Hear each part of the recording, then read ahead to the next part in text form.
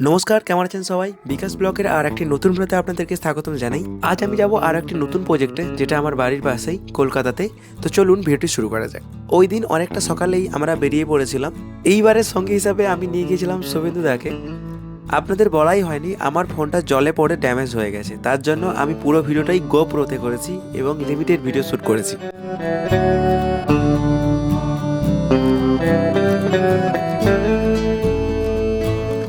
প্রায় অনেকটা আসার পর রাস্তায় একটু জ্যাম দেখা দিয়েছিল।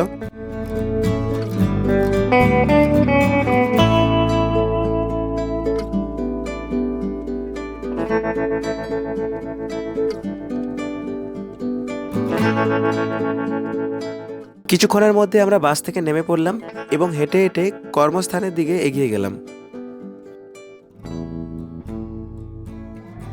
এই যে বড় বারটি দেখছেন, এই বারের মধ্যে আমাকে আজ প্রোগ্রামিং করতে হবে। তো চলুন ভিতরে যাওয়া যাক। এটা হচ্ছে এই বারের মধ্যের পার্ট।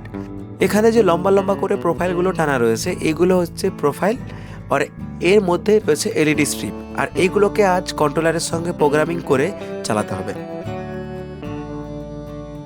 আমি ল্যাপটপ অন করে আমার কাজ স্টার্ট করলাম। সঙ্গে আমি যে কন্ট্রোলারটা নিয়ে এসেছিলাম ওটাকে রেডি করলাম।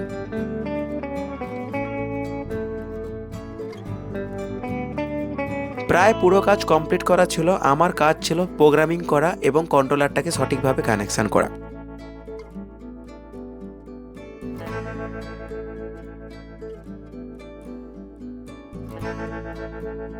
কন্ট্রোলারটিকে ল্যাপটপের সঙ্গে কানেক্ট করার জন্য Cat6 কেবল দিয়ে আমি কানেক্ট করে নিলাম।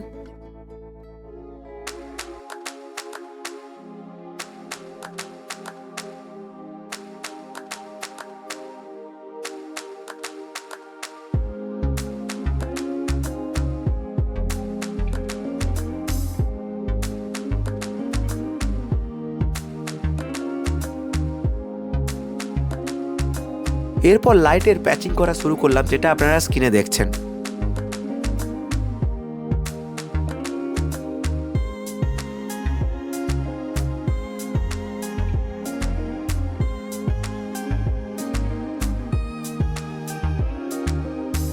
এই লাইটের প্যাচিংটা করতে একটু টাইম লাগে। এখানে যেভাবে লাইটগুলো রয়েছে লম্বালম্বি বা এরারিভাবে, ওইভাবেই কিন্তু সফটওয়্যারে দেখাতে হবে যে এটা লাইটটা এইভাবে রয়েছে, তবেই লাইটের ডিজাইন সঠিকভাবে চলবে।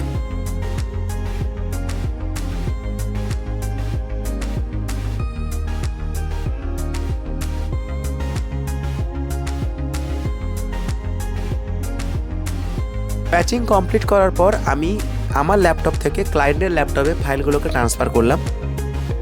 এরপর আপনারা দেখুন এই লাইটের এফেক্ট কত ধরনের রয়েছে।